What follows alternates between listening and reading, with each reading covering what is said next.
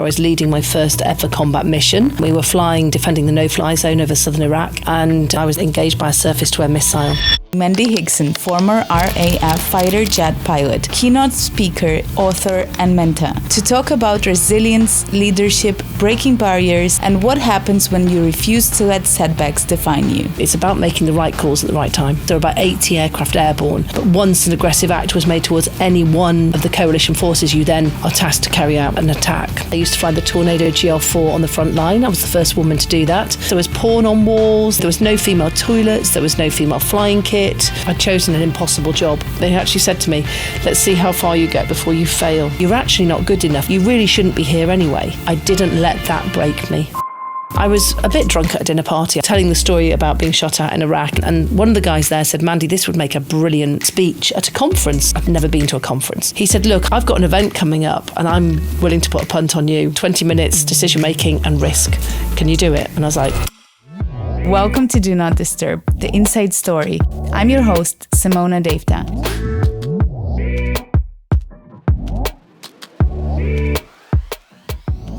Favorite ritual before a big talk? Go to the toilet, douse myself in positivity and positive thoughts, open the door and then say, tonight, Matthew, I am going to be... And if anyone remembers that was from Stars in Your Eyes, when you come out as a different person, and that is how I then come out feeling confident. Amazing. Welcome to Do Not Disturb, Mandy. So thankful to have you here. Thank you so much. Here. Could you introduce yourself in your own words briefly to the audience? So my name is Mandy Hickson. I am a former Royal Air Force fast jet pilot. I used to fly the Tornado GR4 on the front line. I was the first woman to do that. I served for 17 years in the full-time as a pilot, and then 8 years as a reservist, so 25 years in total. Since I left, I run my own business. I have 2 children who are now 21 and 20, who are enormous. They're 6'7" and 6'5". And yeah, I'm pretty busy doing a lot of speaking, keynote speaking, facilitation work, that side of things. Fantastic. So happy to have you here. Thank you. I okay to call you Mandy? By the way, I just called you my Mandy. gosh. And then you did the introduction and I just shrank in this sofa. I don't know what else you call me. I don't know. Okay, Mandy is fine. Great. So I wanted to start, obviously, with your time as a pilot. How did that come about? There are still not many women pursuing that path. So there were only 5 women actually that have ever flown the Tornado GR4 on the front line, which we call ourselves a flamboyance of pilots, which we love. So how did I get into it?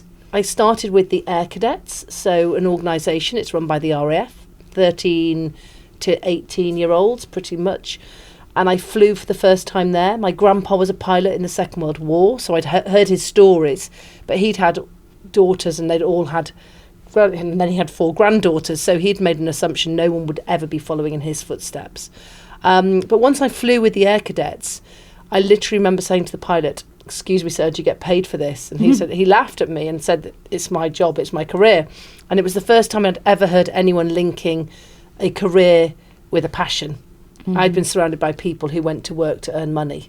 And I thought, that's what I want to do. But women weren't allowed to be pilots in the Air Force at that stage. So... And, well, you chosen, but you got it. So yeah. How did you get the job then? Well, I always say when something feels a little bit out of reach, it's always about just chipping away and constantly taking any opportunities that come up. And that's exactly what I did. So... Throughout school, I would take every opportunity, every leadership chance, head girl. You know, I would be called your girly swat, I suppose. But it wasn't so much that, it was that I worked hard and I did lots of extracurricular stuff. I did the Duke of Edinburgh's Awards scheme, leadership stuff. And then I went off to apply for a flying scholarship, and women weren't still allowed to be pilots on the front line, but they were giving out flying scholarships to girls at this point. So there were small steps forward. And I was awarded that, and that gave me 30 hours of free flying. They did tell me I had to remedy an obesity issue to get that, which was really annoying. I was 6 foot tall and I weighed 12.5 stone, and I didn't hit their height charts for women. They only went up to 5'8". So they said, yeah, you should be 9.5 stone. I was like, what? Wow. So anyway, I did lose 3 stone. That's how determined I was. Got my scholarship. From there, I used my newspaper round money that I'd saved to get my private pilot's licence, and then I went off to university, and I joined another club there, which is like a continuation of the Air Cadets, called the University Air Squadron. And I was in my second year when they changed the rules, and I was now in a perfect position to join. Amazing.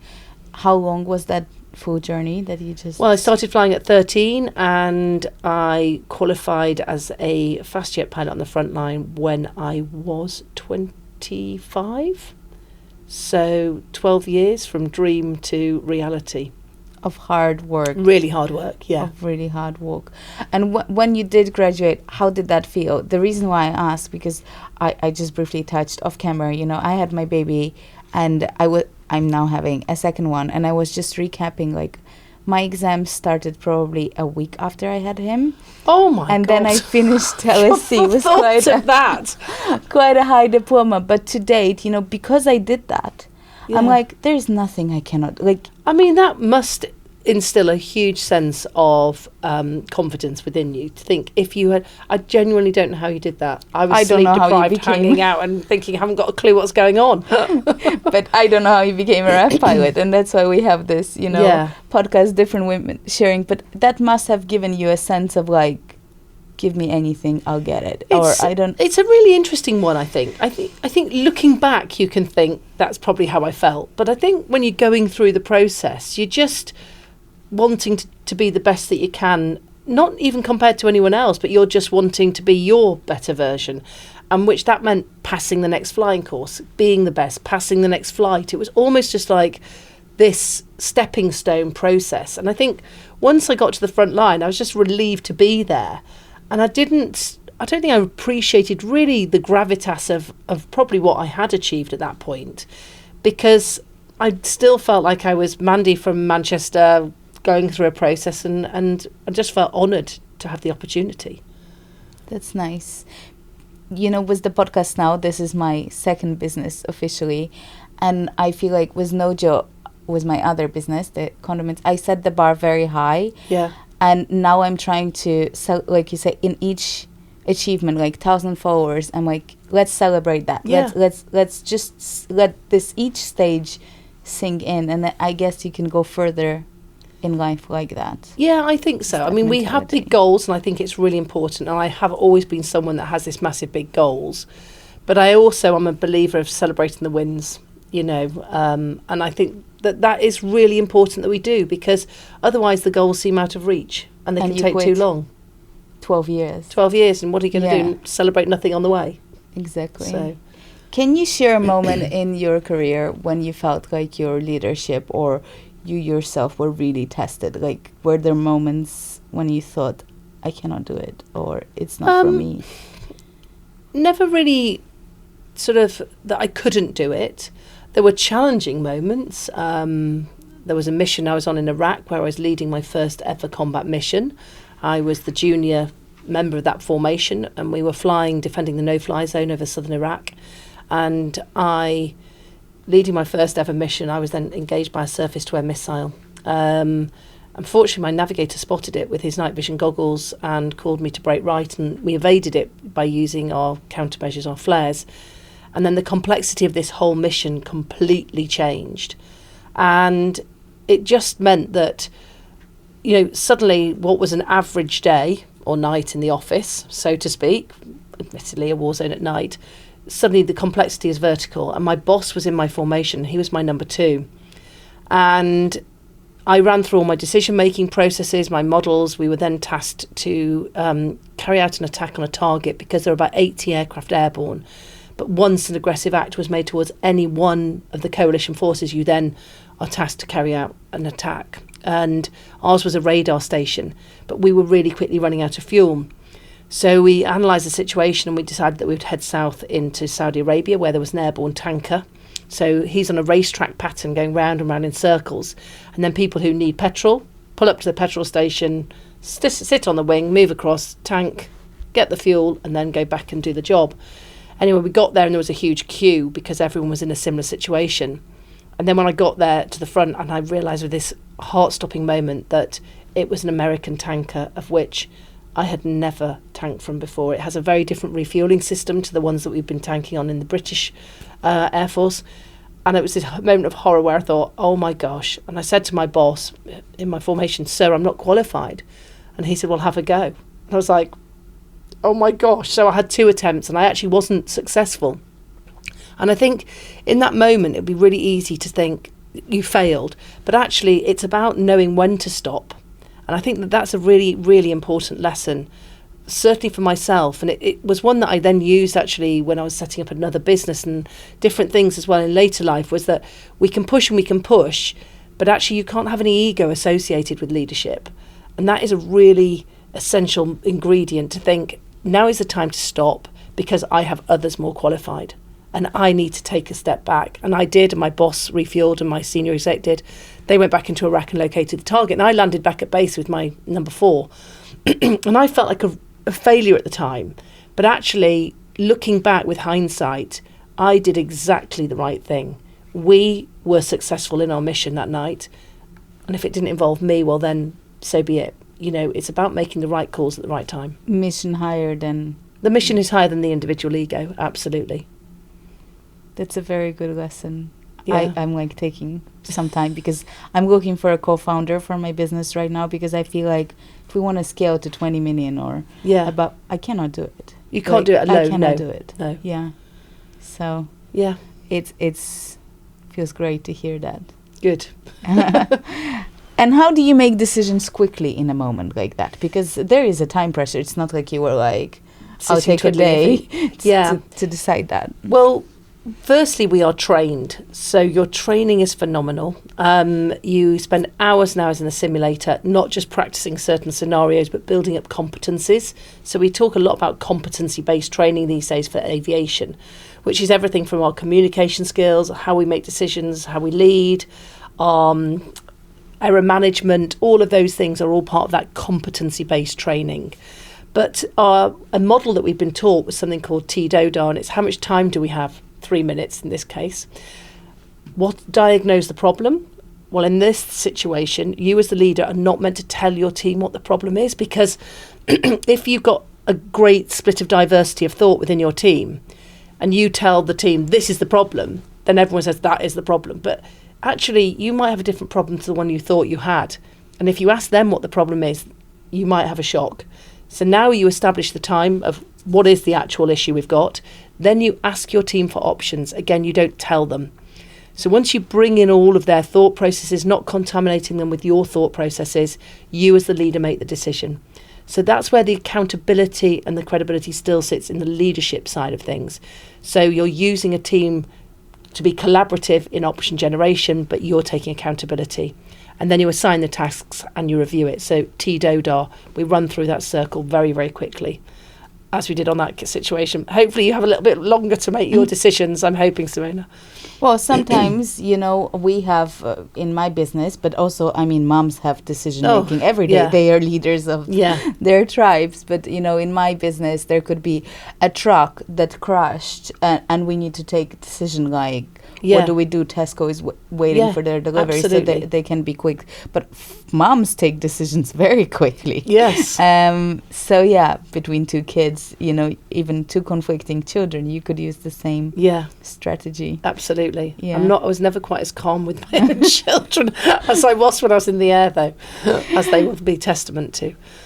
And that is kind of my next question. What leadership skills every woman can take from the cockpit to I reckon to it's the negotiation skills, actually, and conflict resolution.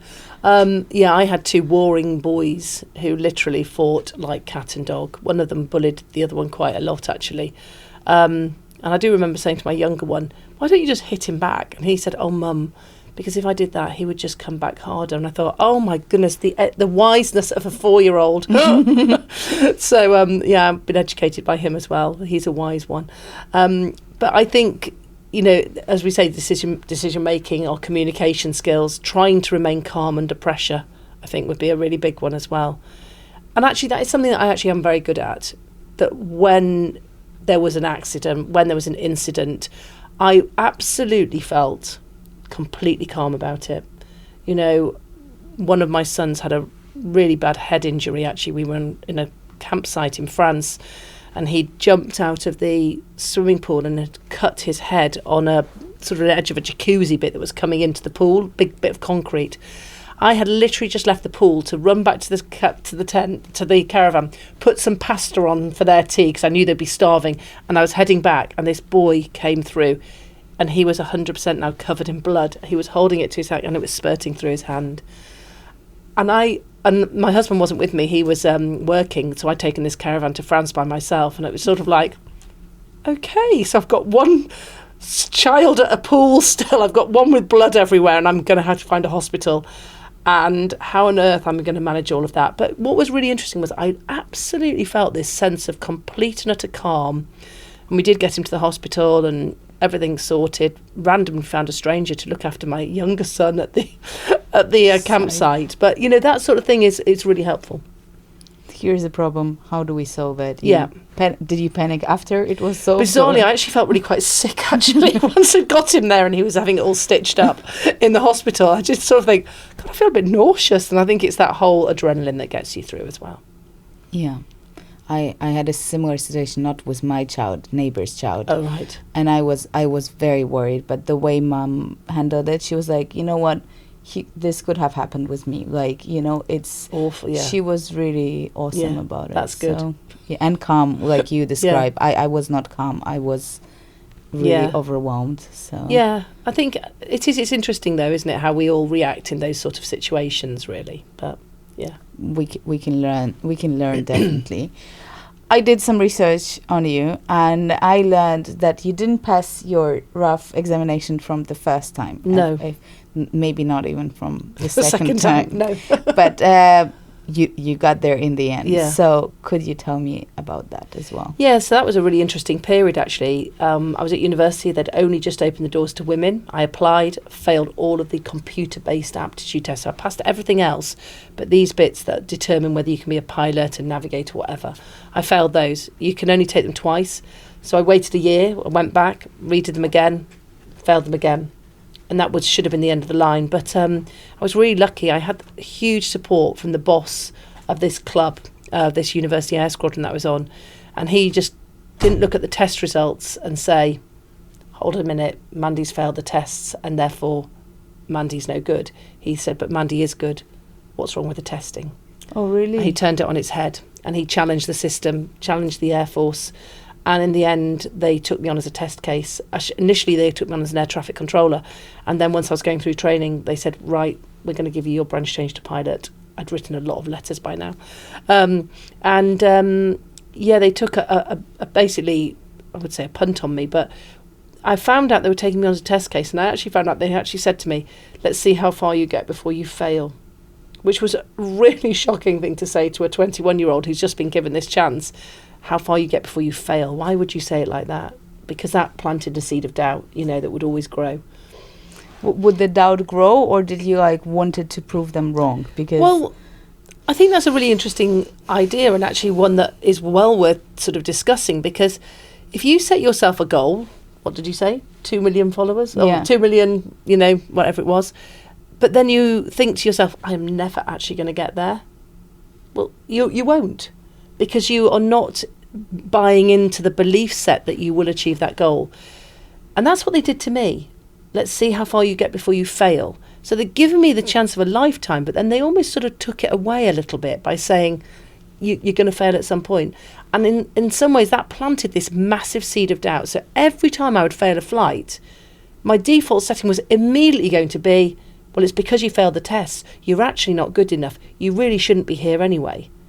And that's, I would say, out of everything, is something that I'm most proud of, that I didn't let that break me. That's great. Because you had the belief. Yeah, I did. I did have this belief. I always thought I was going to become a pilot. I'd visualised it. I'd worked hard for it, you know, and I worked so hard. And I think looking back as well, I don't think I appreciated how difficult it was when you were the only woman on any course going through. You know, we just thought it was just the norm. But actually arriving on a squadron and being the only woman, you know, 200 men, that's pretty brutal. In a time where there was not microisms of sexism and misogyny, but macroisms. It was enormous. There was porn on walls. There was screensavers were naked women. There was no female toilets, there was no female flying kit. You were just bunking up with all the guys. Every time I went on detachment and to Iraq and we'd be in Kuwait, they'd give me the room with wall-to-wall pornography. As a joke, I would just strip it all down and put it outside the room and say, "Porn's up, boys." But it was almost like all of that just was part and parcel to it. And I just assumed that that's what I had to put up with because I was so honoured to be given this position and, gosh, lucky me to be here in the first place. How would you do it now? God, I'd be really different now. Absolutely. But then I think it was a different world. I think it's really hard to put the lens of today on what was happening 30 years ago. Because we have changed culturally so much. What was acceptable then, not just in the military, but outside of that, would not be now. I mean, people would not be tolerating it. Even, young girls at school wouldn't be tolerating that, let alone a woman in her 20s with a little bit more education and a little bit more, life experience. But at the time, we were just delighted to be given the opportunity. Things would be very different now. Do you think that has influenced you as a woman as well? Yeah, I think it's made me tougher. Don't get me wrong, I enjoyed my time. I really enjoyed it. I could banter back. There were times when it got tedious, and actually it was often my course mates that would pick up on that and say, could you have a word with all the instructors and just stop them making one sexist comment a day to Mandy? So it would be also the instructors, not just... Oh, gosh, yeah, absolutely. Okay. But nothing meant maliciously. And that's the point I want to make is that, these were really great people, lovely guys, good friends of mine now. Nothing was meant maliciously. It was just the culture at the time. And it has changed. And it did make me tougher. And it does make me much more resilient now. And, I do think that perhaps have we gone too far, that people can't even say a funny comment to someone now without them getting offended. And I do think that has become a little bit too tedious. So I think we will at some point go back, to the middle ground. We will find the balance eventually. Because I mentioned I live in Brazil, and some comments to women, like with my British upbringing, are unacceptable to me. Yeah. But then I need to check in with myself, and I'm like, they don't mean it. Like, yeah, I kind of translate it. It's like, he meant you look pretty, oh, thank you, kind of.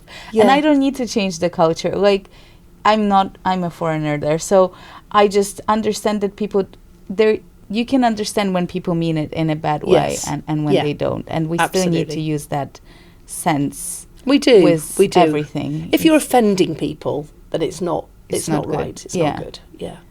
And you mentioned resilience. What can you define resilience for yourself today? For myself, I think we talk about resilience an awful lot, and I think resilience to me is linked to purpose. So if you have a really clearly defined purpose, where am I going, what am I doing, and this is where I want to get to. When things happen that stop you in that route, you don't just give up because you want to get there. And you'll have had this when setting up your business, won't you? Is that you think, God, I can't believe we've hit another barrier. How else can we work around? How else can we work? That is resilience. And we talk about the fact that people have got to be resilient all the time, but then we don't like to fail. But failure is not the opposite of success. Failure is something we do en route to gain success. And it's only when we fail that we build those skills of resilience that gives us that strength of character to handle the bigger stuff when it goes wrong. Sounds easy, but it sounds easy, doesn't it? But it is tough in real life as well. But I worry that we've changed everything from how we do sports days to there's never any failing now at school, but that's not reality. I am so on board with you about this. I mean, sports days are really fun. If somebody fails, somebody gives them hand and helps, and I'm like, but you're gonna fail so many times in real life. Yeah. Like, how it's going to feel so much harder. Yes, because you're not building up any of the skills. And if someone said to me, how can I build resilience up for my children? I would say, get them playing sport.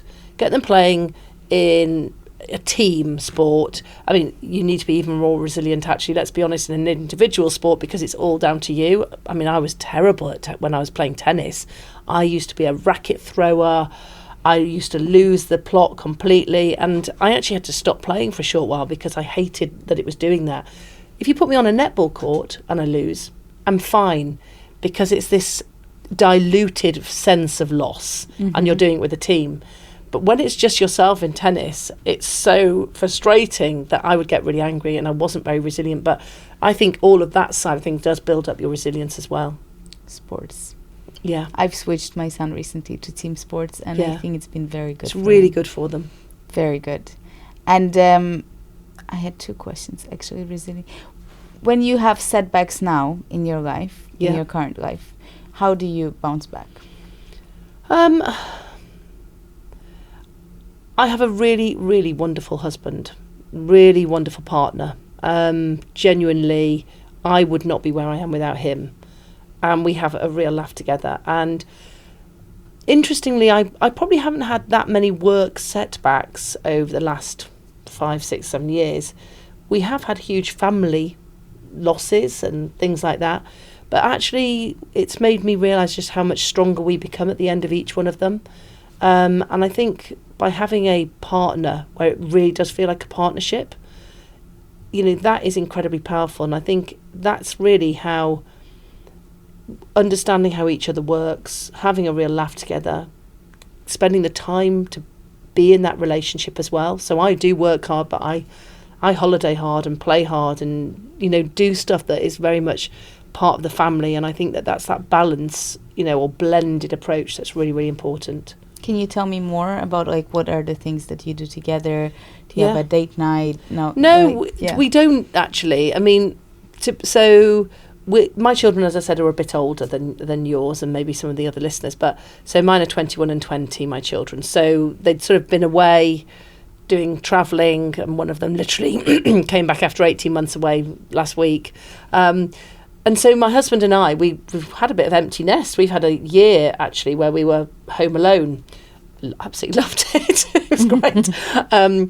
It was not quite as shocking as I thought because of FaceTime. And that is the difference, actually. Because you have got the ability to have video conferencing with your kids wherever they are in the world, even if they're away for 18 months, you don't feel like that because you're seeing them quite often. But my husband and I we have bought a camper van, motorhome, so we will head away. We take 6 weeks off in the summer. We take the whole summer holiday and we just travel. Every time I get an event or work overseas, he comes. He doesn't take the ones to, Skegness or places that he doesn't want to go in the UK, but he's coming to Split with me next week, let's just say, to Croatia. We do spend the time to do that. And even if it's grabbing a night away in the camper van, which we are doing on Friday, we said, weather's nice, we've only got a Friday, well, let's just go to the New Forest or somewhere away and just have one night away in it. It doesn't really matter. We're really good at doing that. And we really enjoy each other's company. That's great. Yeah. And how many years have you been married? I've been with him since I was 22, so 30 years this year. Oh my goodness, 30 years. And you still want a Friday night with him? I still want a Friday night with him, Which is great. Which is very really, lucky. really aspiring. I hope to build something like that one day. Is there a tip to build a relationship like that? Apart from finding the one, I guess, from there is the one, but I would say it is about, don't get me wrong, when the children were little, we went through really stressful times, because, you're both trying to work, you're both, pulled this way and that way. And, and my two were not easy, especially my older son. He was quite a tricky boy. And I did find that really stressful. And so, there were times when you do argue, but we've never been arguers. I think in our entire time together, we've had 3 arguments. That's it. So it's about, I think, trying to be really honest in our relationship as well. But I could never be in a relationship where people argued. I just hate conflict. And so, that wouldn't work for me. So you both find a way without getting absolutely. into the argument. Yeah.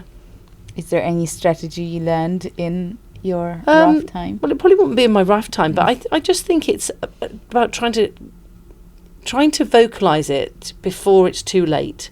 Actually, I was bullied on one occasion in the RAF, and again, Craig, my partner, ended up basically doing some role modelling, and we ended up role playing these conversations, so that when I saw the guy, I would know how to say what I wanted to say, but in a non-emotive way.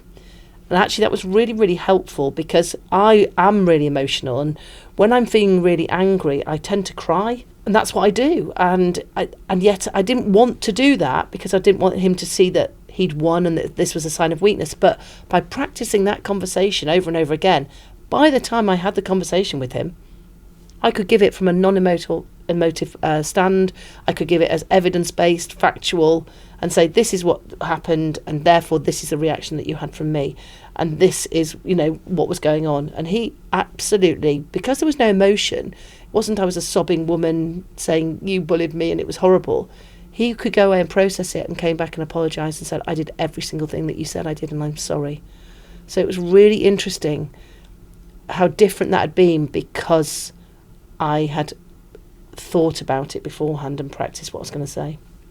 So we can take that into our relationships. Yeah, think definitely. about it. Yeah, absolutely. Rather than it just being a shouting battle, actually do think about it. And I often think just writing things down as well, because I think sometimes people are just thoughtless. We don't think, It's again, guys, taking out the ego, right? If you thought about it, you think about the situation, maybe half of the situations will be resolved before you even bring it to your partner. Yeah, absolutely. Yeah.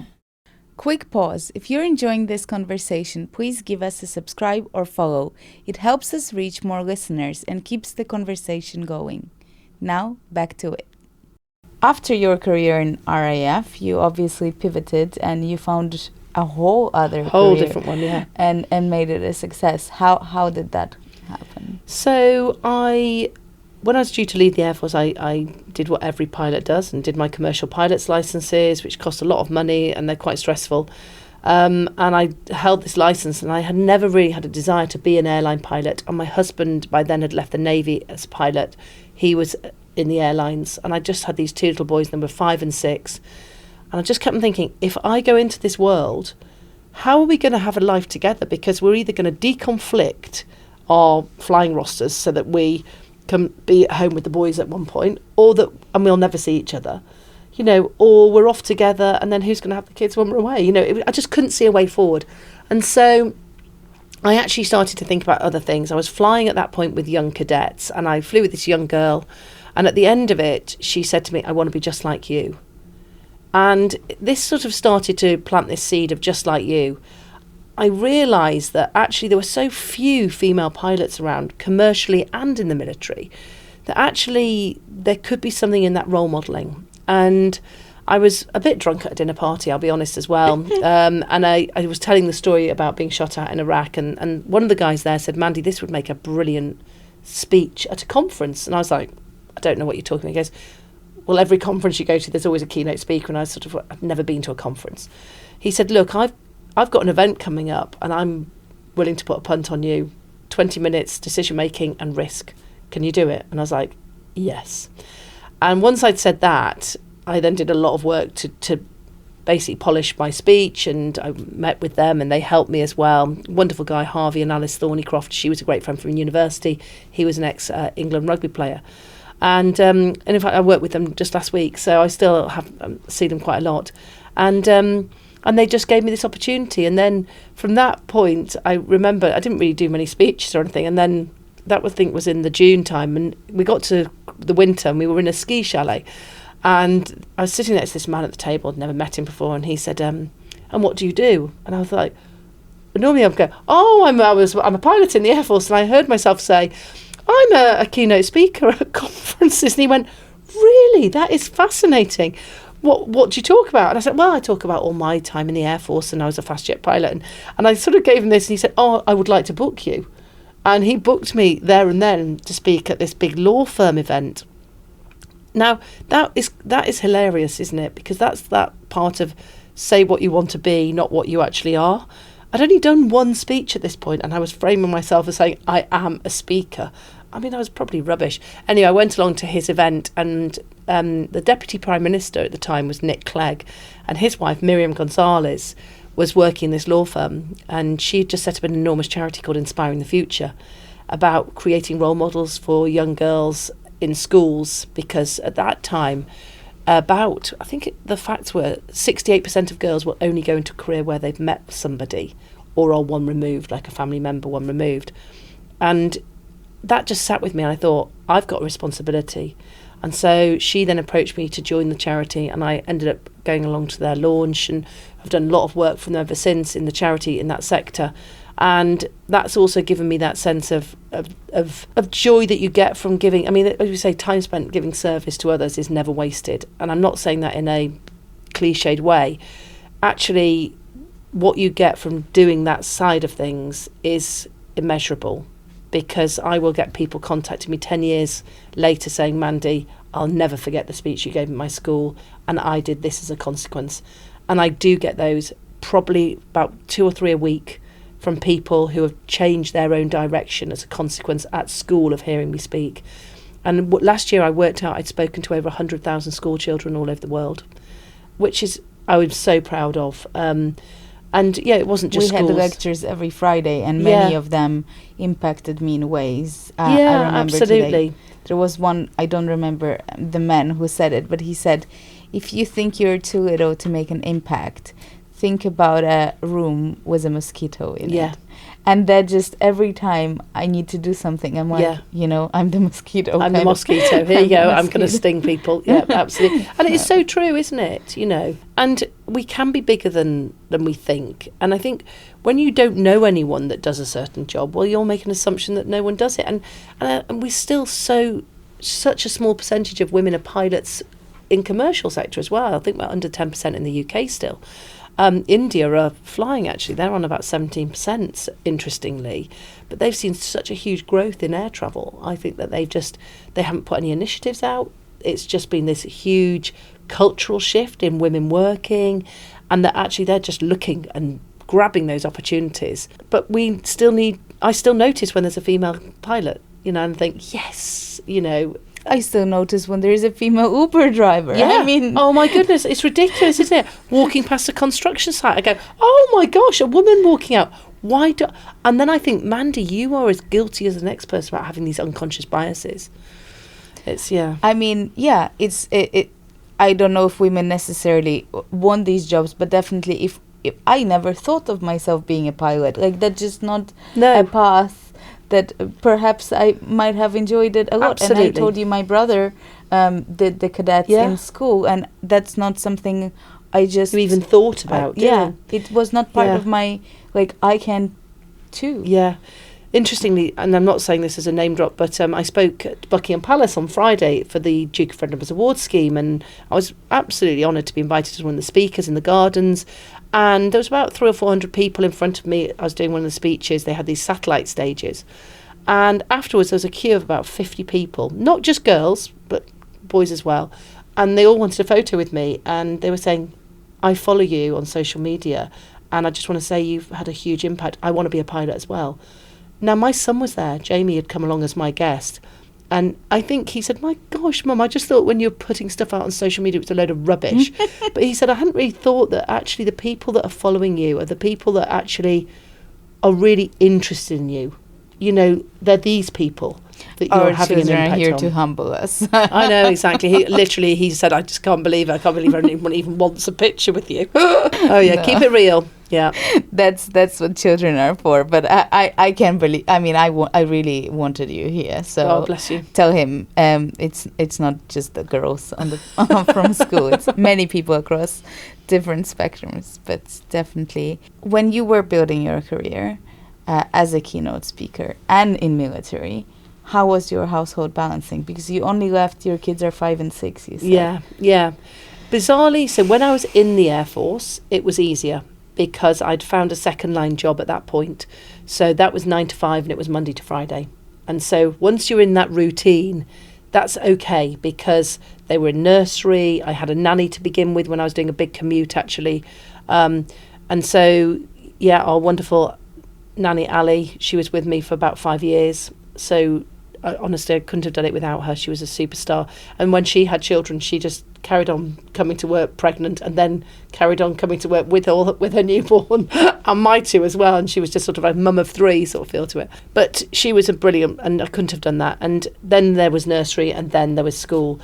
But the difficulty came, I think, when my business as a speaker started to build.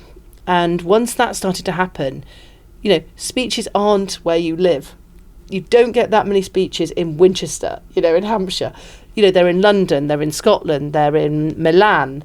And it's great and it's incredibly flattering. But of course, I'd look at the roster and see, when is my husband away? Because he was an airline pilot. And then I'd constantly be trying to balance that as well.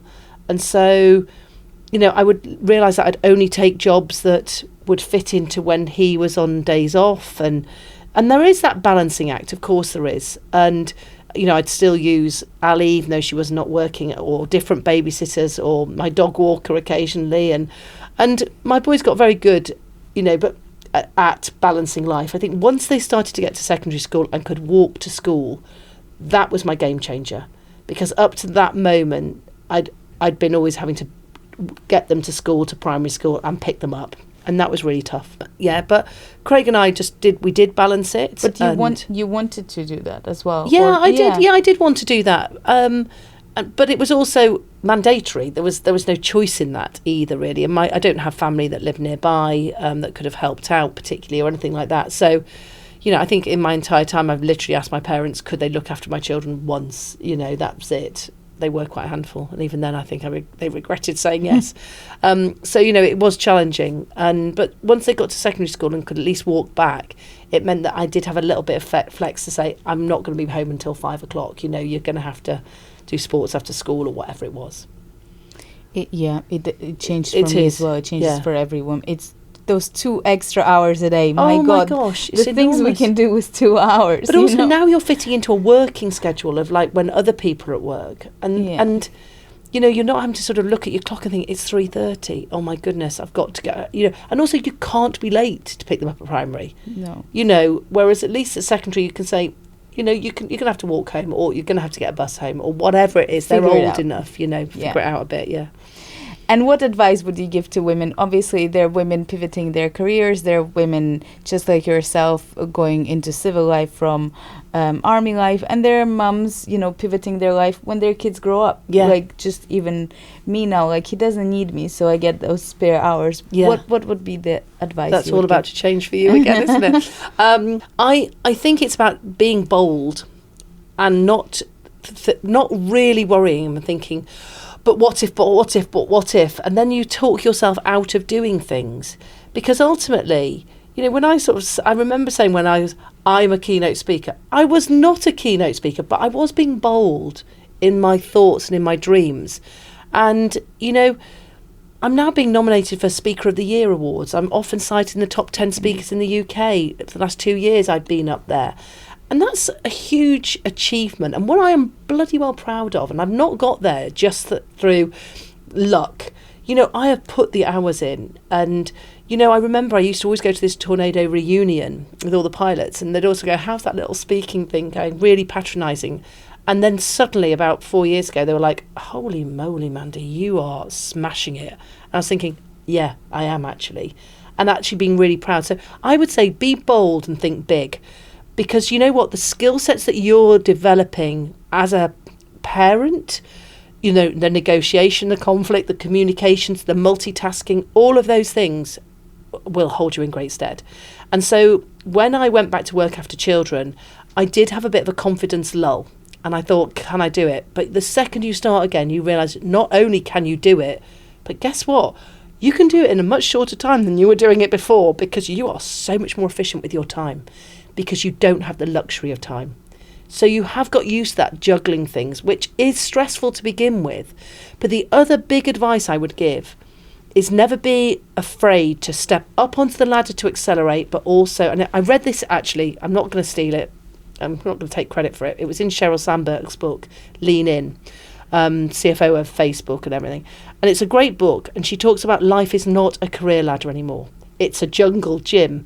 Occasionally you can speed up a ladder, but occasionally you might find yourself hanging onto this cargo netting, desperately hoping not to fall into the ball pit below.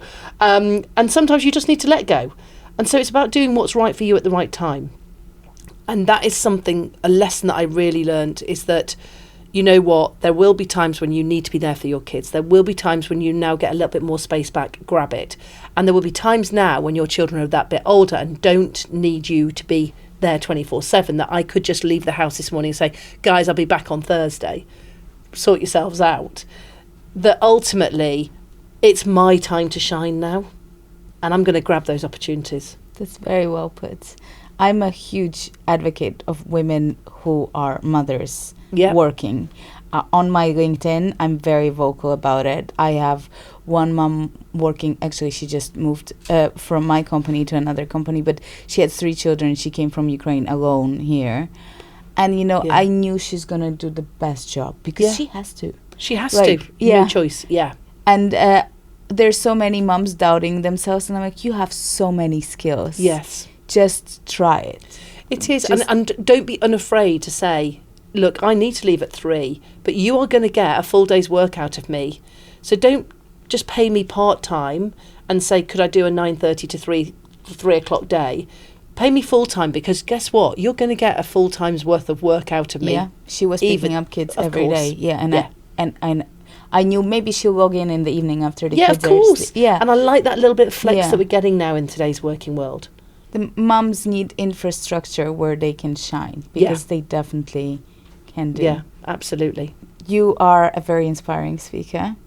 Can you tell us about the Women for Work that you do? Yeah, so that was a really interesting period. So I set up a company called Inspiring Women for Work, and my husband kept saying, why is it only for women? And I said, well, because I feel passionately about the fact that when I return back to work, my confidence had taken such a massive hit. And I thought, if I'd have just had a mentor or had something that I felt I could return to work post-children to hit the floor running, that would have really helped me. And there's this saying, confidence is like a muscle. It has to be exercised. And I think once you're coming back to work, particularly post-maternity, but post any period of time off, it could be being a carer for parents or through illness, we will have this huge anxiety that we can't do the job. And so I set up this business called Inspiring Women for Work, and it was a 2-day workshop separated a month apart, and sold out on the first one. 60 women. We got life coaches, inspirational speakers. We got them doing affirmations, but they also got to work with that mentor, that life coach, until the next one, which was a month later. And then the second day was much more practical. It was how to have we had a professional photographer there so they could get a good LinkedIn profile, not one of them looking haggard with 2 kids on their arms. You know, it was how does LinkedIn work? You know, how do you set up a limited company? You know, we had franchises there where they could, you know, as opportunities to buy into franchises if that was going to suit them for the time in that stepping stone of doing what's right at the right time. And, you know, the first 2 events that we ran were phenomenal, really huge successes. I was so proud of them. I was thinking of scaling it, going big. And then I realised that I was spending 95% of my time on Inspiring Women for Work, 5% on setting up myself as a motivational speaker. With no effort whatsoever, the motivational speaker is just getting inquiries coming in. People would hear that I'd done their children's school or a speech day, and they'd say, do you do businesses? And I'd go, absolutely. And I was just getting bookings without me having to do anything. And I had to make a choice, and that's when I say it's about knowing when to stop. And it was a really great friend of mine who's a businessman, and he said, Mandy, you've had so much PR. You know, I'd been in local newspapers, I'd been picked up by loads of magazines as this fast jet pilot's doing something for the, you know, next generation sort of thing. And he said, you know, that's why you sold out for the first 2, but now you're having to be a saleswoman and you're not enjoying that. And it's about recognising I hated being a saleswoman. I like being the front person, but I don't like having to... It's a very different skill set. Yeah. And unless I was going to scale up and find someone to do the sales, find someone to do this, I realised that we probably needed to draw a line under it, and we stopped the business. And it was a regret, but it was also the right time to do that, and it's about knowing when. And then the speaking business just flew, because now I could put the time and effort into the bit that was actually going places. And that you were enjoying. And that I was really enjoying because as well. Because our work is our life as well. I know, right? absolutely, yeah. And I love the fact that now, with my speaking world, I get to choose. So if I don't want to work for 6 weeks in the summer holidays, I don't. And guess what? How much work do I have to turn down? None. Because ultimately there are no events in the summer holidays. Corporate events, school events. There's none in the Christmas holidays, there's none in the Easter holidays. So I had found this second career that fitted perfectly into being a mum as well. And I'm sure there are many careers like that women have to discover for Yeah, themselves. absolutely.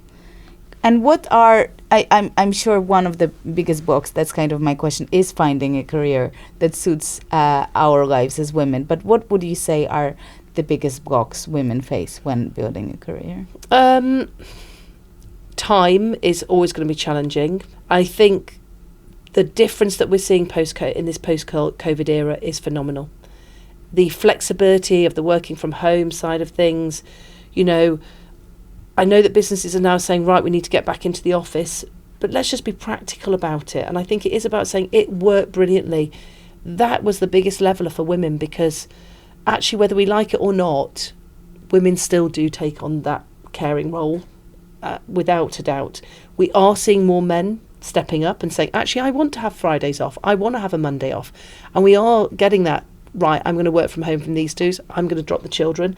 And it's much more balanced. But it's still going to be a blocker, is the fact that actually we cannot take away the fact that actually you need to give birth. You're going to potentially be breastfeeding. All of those things. It's a physicality, you know, hormonal changes, all of those things. And it's going to be tough. And I'm now going through the menopause. So I'm now in the next stage where, you know, you've got the next set of issues that are going on. Thank goodness for HRT. It's all I can say. But, you know, I saw Emma Grede, which is the CEO of Skims, an American jeans company. Oh, okay. Oh, yes. Yeah, I know Skims, the one you mean. The Kardashian CEO, Emma Grede. And she said, well, women are working from home. They might be getting a good job done, but they will never become leaders because they're not seen. Because they're not visible. Because they're not visible. How would you address that? But what I would say, therefore, is they might not be initially, but when it's their time, and when they want to, and then they can, they've not now had to step back from a job that they couldn't do because they couldn't get into the workplace 5 days a week. So there is a balance completely and utterly. I do take a point that leadership is about visibility, but at the same time, if you were to take it back pre-COVID, they might have had to step out of that role, and they have not now. So they're keeping on that career ladder. It might not be as front of office or, you know, forward facing and as visible, but now they're still accumulating that knowledge and the skills. That in the right moment. In the right moment, when it's right for them, then they can step forward again. And this is it, by the way. I think we're so hard on ourselves because we think we have got to have it all, and there is absolutely rubbish. I don't believe we can have it all. It's about finding a balance. It's that blend. It's what works for us. You know, and that is really, really important. Yeah, it's impossible. It is. The mission we then put we beat on ourselves up about it, you know. You just end up always unhappy like this. And what are the skills in your military, like time management, discipline, mindset, teamwork, that we people, not people not from this all of the above. All of the above. You know what? And it was really interesting. So, again, when I left the Air Force, I had an assumption I could fly an aeroplane. No.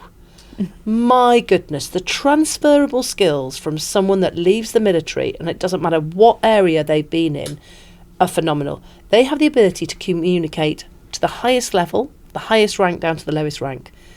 You know, and you can change how you communicate at those different levels as well. And people do that very, very easy. Quite chameleon in how they do that. They do have the ability to lead a project, to make decisions. They also are incredible at teamwork, but are also happy to be followers and leaders, because they will all have done that at some point in their career. Time management, again, you say to me, you're going to be here at 11. I will be here at 5 to 11. I think I was here at exactly 5 to 11, I have to say. Yes. But it's really interesting, and I've got loads of friends, not military, who you say, be there at 11, and they'll go, oh, sorry, I've 20 past. And I'm like, why do you think that I'm going to be hanging around for 20 minutes? I used to go to the hairdressers and I'd be half an hour late, and I'd just say, I'm sorry, you either want me as a client or you don't, because my time is too precious to sit here for half an hour waiting for a haircut. You know, if I'm booked in at that time, you sort your lives out and have me in on time. And they would make sure that I was. And which skills would you say are the most important in civil life, and how do we train them? Unselfishness as a team player, I think, is very, very important. And you'll have seen this as a leader as well. When you're then leading that team, you can pick out who are the team players, who are the people that are willing to put the extra hours in when it's needed. And that comes from unselfish behaviour. So if there's another department struggling, they are the ones that step up. That is something that is quite hard to replicate outside of the military, because you have been put through your paces and you have learnt that camaraderie by doing things like adventure training. You know, people would laugh at why we're doing adventure training in the military, because when you're putting people outside your comfort zone, that's when they grow. And it's really hard to replicate that in the business scenario. You can't say, oh, let's have huge growth by going out on a beery night out, and you know, you will grow as a team, of course you will, but you stick everyone doing high ropes and you'll see the people that are really struggling on that, or you know, the people that don't like being uncomfortable, see the people that step up to help them, and then you'll break some barriers and create different bonds. So I think though, that camaraderie and that team and that culture, that we know how it's part of a culture like that, is so important. And it's where my friends have struggled actually in thinking the grass is greener, I'll leave, I'll become a banker, and they've gone in and gone, actually, do you know what, it's bloody awful, I hate it, people are stabbing each other in the back, you know, it's not the world that I want or that I've ever been part of. Look at the cultures, look at the teams. And I used to work in a bank, and I think for me as a woman also why I left and why I started this podcast and many of my decision making is like, I want to be surrounded by role models. So I'm sure you didn't have many people in RAF that I look up to, and I'm like, you know, what you said today, you know, I'm getting a Friday night with my husband. I'm like, yes, I want that. Like, I want to see more moments in my life where I go like, I'm smashing it. Do you know what? I'm starting to see so many more really strong female leaders out there as well, and I absolutely love it. I spoke at an event actually on Saturday, and the CEO, this fantastic lady Suzanne, she stood up. I thought, you are absolutely smashing it. The energy in the room was phenomenal. That comes from top-down leadership, creating the right culture. Everyone was buzzing. They were buzzing, and it was a Saturday, and they were therefore in a working environment. And my husband went, why would they have it on a Saturday? I went, they were absolutely kicking it. You know, people were delighted to be there. They'd flown in from all over the world to be there as well. And it was brilliant. The energy at an event like that is palpable. And that comes, I think women do make fantastic leaders. They really do. They create a culture around them as well of supportive, you know, of empathetic leadership, authentic leadership, all of those things that we for years thought we had to replicate being men in our leadership roles. And now we're finally getting this space to grow and say, actually, we can be the leaders that we want to see, that we would have wanted while we were in the bank. You know, it doesn't have to be people stepping on other people to get where they are. No. We play the same game, but by different rules. Yeah. That's what I say. Yeah, absolutely.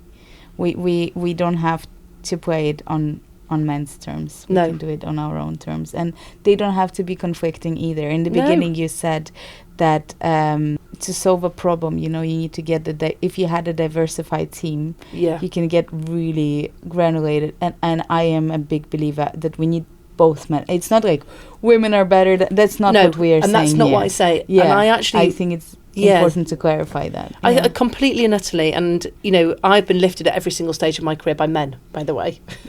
So it's not that it's not men versus women. It's about. But when I talk at events now, the area I focus on is cognitive diversity. It's not about what someone looks like, where they're from, background, culture, gender. It's about what's going on in their brains. And if we only recruit from the same areas from, I don't know, a certain university, you're going to get the same school of thought. They've all been lectured by the same people. Actually, we need diversity across the board. And that comes from different backgrounds. It comes from different genders. It comes from different neurodiverse people as well. Because my husband is dyslexic. One of my sons is dyslexic and got ADHD. He processes things really differently to myself, you know, and it's really interesting that I say something and I think, what? Why are you thinking that? But then I listen to it and think, God, it makes sense, but it's just that he's taking it from 180 out to how I would handle that issue. And that is diversity for you. You know, we're not all right. And we need all sides of the story. We do. Definitely. Yeah. It's just that for the first time, probably women to get to tell their story in their way, which hasn't happened before. Yes. So I just think we're being more honest now, you know. Which is great. It is. Some closing questions? Yeah. What's one belief that's grounding you today? One belief that is grounding me. The belief that what we are creating is a legacy of change. And I am so delighted, honoured to be part of that change that we are seeing. Hopefully including this podcast today. Including this podcast, yeah. What are you giving yourself permission not to do anymore? I'm starting to say no to things. I used to say yes to absolutely everything, and now I do think, actually, is that aligned exactly with where I am, with who I want to be? Is it aligned with the way I want to take the business, the way I want to grow? If it's not, then I say no to it. And I've started getting better at that. I used to say yes to everything. Do you think it's a female trait? Yeah, it probably is. It also is, but it's also want to please, but also want to grow. And I'm not advocating not saying yes to things, because I say yes to sort of, if it's crazy stuff, I say yes. And then I think, how am I going to do that? But that's exciting, that's in your uncertain area where growth happens. So, yeah, I'm not advocating saying no to everything, but I'm saying if there's projects or that things... doesn't align with you. No, that doesn't align with me, and knowing my own boundaries, I think. I am learning that as well. It's a tough one, actually. It's my hardest lesson. What's the proudest moment you've had? Not on stage, not in the air, but in your own life. My proudest moment... I know I'm meant to say my 2 children. You're not meant to. You know what? It's a really funny one. I am incredibly proud of my 2 children. But it's almost like proud of them, but then their achievements are not my achievements. I think I'm really proud of, it's not the glorified big stage moments. I'm proud of a lot of those, but the things I'm proudest of are these emails that I get from young people that have changed their direction or done something that say, well, if she can do it, I can do it. That makes me incredibly proud and keeps me humble. Makes me proud for you as well. I mean, every girl needs that. So thank you. Thank you for doing that. Thank you. Wonderful.